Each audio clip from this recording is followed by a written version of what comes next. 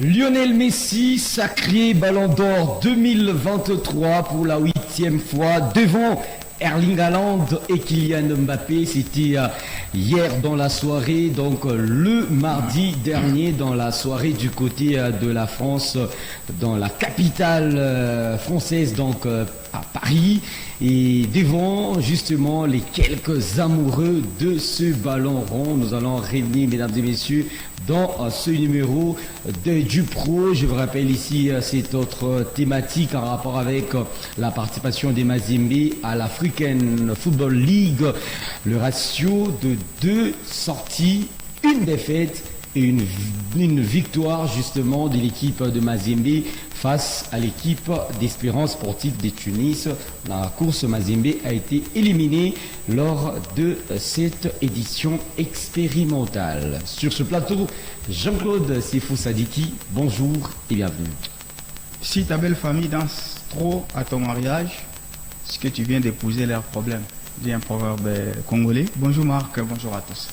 Et voilà, mesdames et messieurs, bienvenue dans ce Thé du Pro. On démarre, mesdames et messieurs, avec cet événement de la semaine. Lionel Messi, sacré Ballon d'Or 2023 devant Erling Haaland et Kylian Mbappé. L'Argentin Lionel Messi, champion du monde, a remporté son 8e Ballon d'Or le lundi dernier. J'y arrive 30 octobre 2023 en succédant à Karim Benzema, sacré justement il y a un an. L'ancien joueur du PSG est arrivé devant le joueur de Manchester City, Erling Haaland, et son coéquipier en club, Kylian Mbappé.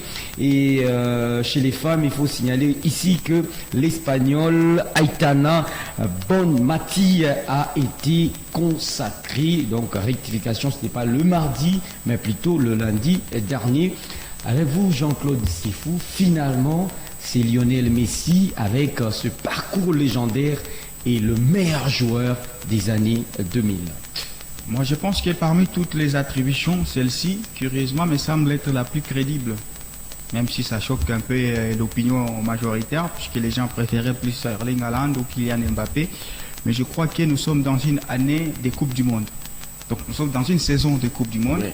Or, vous le savez, dans la balance de compétition, la Coupe du Monde, c'est la plus prestigieuse. Donc, un joueur rêve d'abord de jouer la Coupe du Monde avant de jouer toutes les autres compétitions.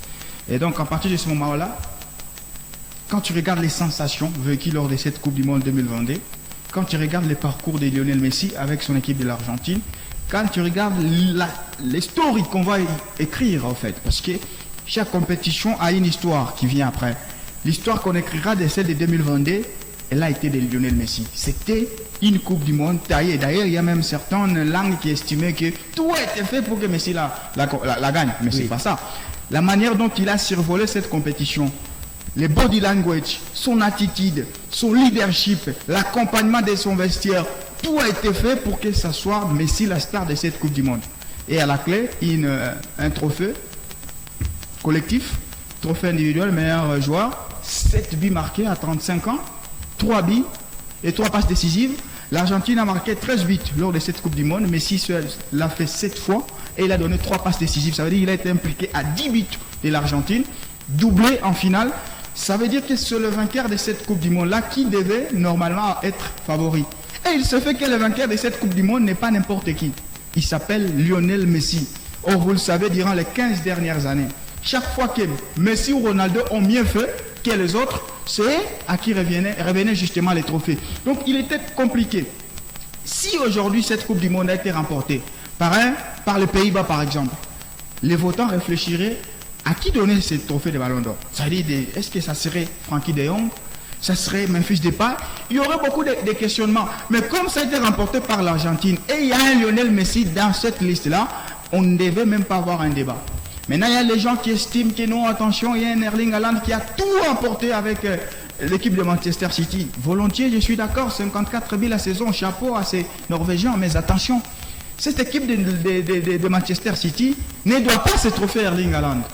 Voilà pourquoi je vais mentionner un fait très différentiel, le caractère décisif de ces trois-là. Regardez l'Argentine de Messi. Tu mets Messi de côté lors de cette Coupe du Monde-là, Tous les matchs, même celui perdu face à l'Arabie Saoudite, l'Argentine le perd. Juste le Messi des côtés.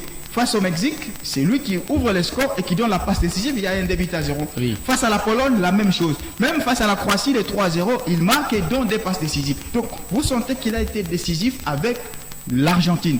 Mais prenons avec Manchester City, Erling Haaland. Est-ce que tu as vu un Erling Haaland que sans lui, City n'allait pas faire mieux? Demi-finale aller-retour face au Real Madrid. Il a raté tous les grands matchs, voilà. Les grands rendez-vous. Même la finale. City. Oui, la saison preuve dernière. que Manchester City gagne, mais ce n'est pas lui le meilleur joueur. Oui. Le meilleur joueur, c'est l'Espagnol Rodri. Ça montre à quel point, dans City, il y a autant d'artisans de cette victoire-là. Notamment Erling Haaland, notamment Rodri, notamment Gundogan qui est parti du côté de Barcelone, notamment Bernardo Silva, notamment Kevin De Bruyne. Et du coup, il y a ça fait d'ombré. Quand un votant a Rodri, il a Bernardo Silva, il a Erling Haaland pour un seul club, il s'est dit quoi, mais j'ai choisi Rodri. Voilà pourquoi je pense que oui, Haaland a fait une saison exceptionnelle. Mais Haaland n'a pas été l'unique artisan de la victoire des City. Il n'a pas été l'unique artisan de la victoire des City en Première Ligue. Mais Messi a été l'artisan principal de la victoire de l'Argentine. Et puis à 36 ans, que voulez-vous qu'il fasse d'autre? À 36 ans, c'est 16 buts en Ligue 1, plus 15 passes décisives. Mais vous voulez qu'il fasse quoi? Et d'ailleurs, Jean-Claude, c'est fou, cette consécration d'ailleurs légendaire pour la 8e fois de Lionel Messi ouvre, je dirais, ces champs libres, donne ces champs libres à ces duels pour l'avenir entre Mbappé et Haaland. On sait déjà que prochainement d'ailleurs, Messi ne sera même pas... Tout à fait. Il y a un autre. Parce qu'aujourd'hui, si le monde s'arrête, moi je donne le ballon d'or à Jude Bellingham. Là maintenant. Si le foot s'arrête là, je donne à ces gars. Pourquoi vous êtes sévère, Jean-Claude, à Mbappé et à Haaland? Non, tous ont démarré bien la compète. Oui. Mais regardez ce que Bellingham... C'est le Real. Le club le plus prestigieux au monde. Là, toute la pression à 20 ans, ce qu'il vous fait. Il ne choisit pas les matchs. Hein. Dans tous les matchs, et les classicos, il vous fait un doublé. Même Messi, son premier classico, il n'a pas fait un doublé. Donc aujourd'hui, je pense que oui, c'est une nouvelle ère. D'ailleurs, lui-même Messi le positionnement de Mbappé, c'est une déception selon vous? Le troisième, c'est normal. Il n'a gagné que la Ligue 1, les gamins. Seulement la Ligue 1. En Ligue des Champions, c'était catastrophique pour tout le monde. Neymar, Messi. Est-ce qu'il est trahi par son environnement? Il est trahi par la petitesse de son équipe. Il faut quand même se dire que le PSG, ce n'est pas un grand d'Europe, peu importe ce qu'on peut nous dire. Et à partir du moment où pour que tu sois mieux coté avec les PSG, il faut aller au bout. C'est ça. Oh, l'année où ils sont allés au bout, il y avait Covid. Voilà, c'est l'année 2020-2021 avec Lewandowski qui espérait. Donc je pense qu'aujourd'hui, avec les petits clubs, l'unique façon d'être en avant, c'est d'aller au bout. Aujourd'hui, on parle d'Erling Haaland, il aurait mettre 54 buts avec Dortmund. Il ne serait pas favori. Il est favori parce qu'il est à Manchester City et parce que Manchester City est allé au bout. Et donc, je pense que c'est une nouvelle ère qui s'ouvre. Messi et Ronaldo, on ne va pas encore les suivre aujourd'hui. Et il y a maintenant Mbappé, il y a Erling Haaland, il y a Jude Bellingham. Et ça est maintenant de nous le montrer. Ça fait 15 ans que nous avons que le 2. Là, j'espère qu'on aura les 3. Maintenant, c'est... Mais là, maintenant, là, il y a un qui est au Real Madrid et qui fait mieux. 13 buts, 13 matchs. Ça montre à quel point Jude a déjà un pas d'avance par rapport au prestige du club. Maintenant, Mbappé, c'est à lui de individuellement. Il y aura l'Euro, il y aura les Jeux Olympiques. Il prétend les jouer. Erling Haaland aussi va se battre. Mais je pense que la nouvelle ère, il y a quand même des nouveaux talents qui sont là. Du côté d'Arsenal, il y a aussi des petits jeunes qui excellent. Oui, Messi peut maintenant dormir tranquille. Pour moi, c'est le meilleur joueur de tous les temps. Pourquoi je le dis? Parce que si tu regardes la longévité dans les hauts niveaux, ça fait 15 ans que Messi est au haut niveau avec Cristiano Ronaldo. Ça fait 15 ans que chaque saison, c'est les mano c'est du marque, c'est du fait des triplés. Ça fait 15 ans qu'il est au sommet. Et cette discipline-là, moi je pense qu'il fait de lui le meilleur joueur de tous les temps. Je ne suis pas en train de cracher sur des Pelé, mais souvent des Pelé jouaient contre des gens qui n'avaient pas le football comme leur carrière.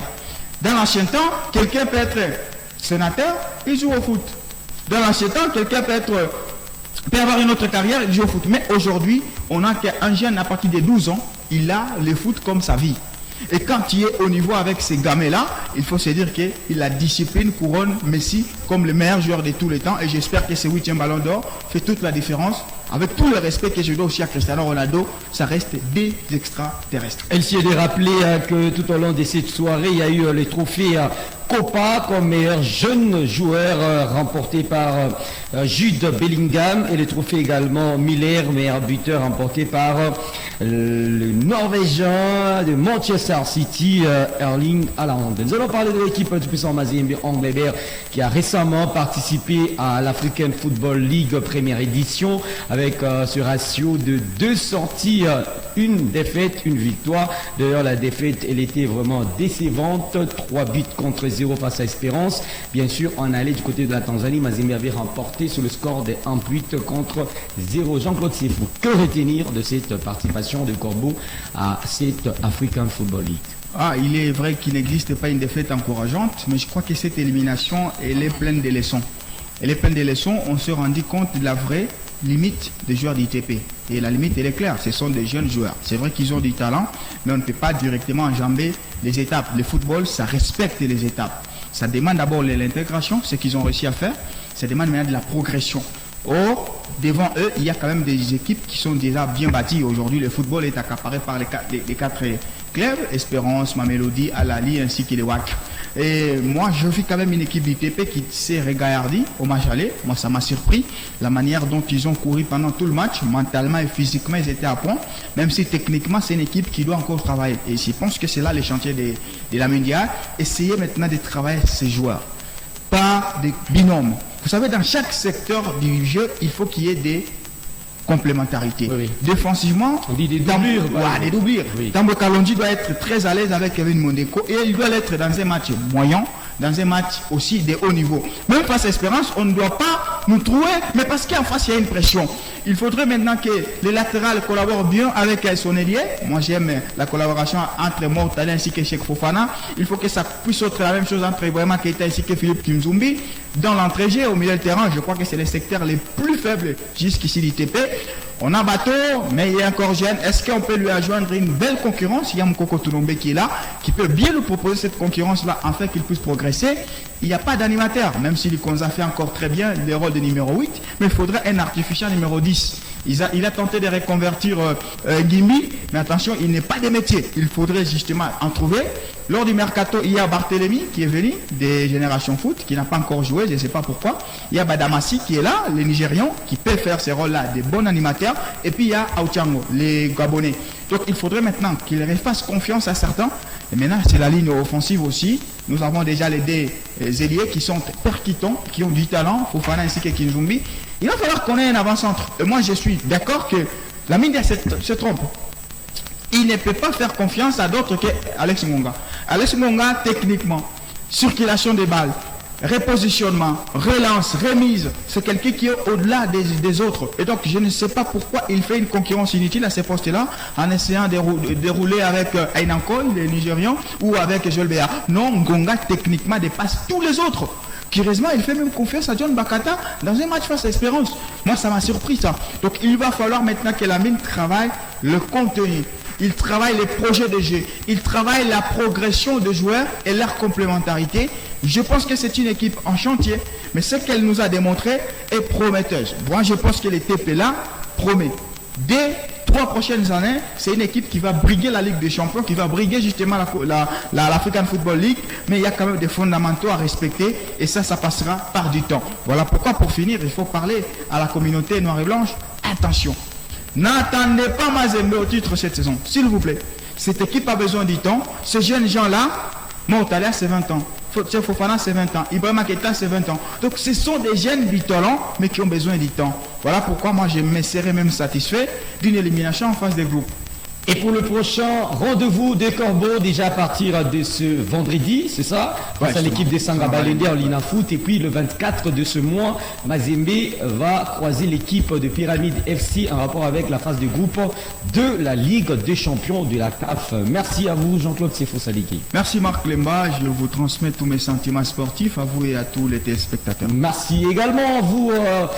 Herman, également patient à toute l'équipe, mesdames et messieurs, qui nous a bel et bien réalisé justement pour la réussite de ce numéro du Pro. Je vous donne ici un autre rendez-vous, ça sera le week-end prochain. Ciao, au revoir.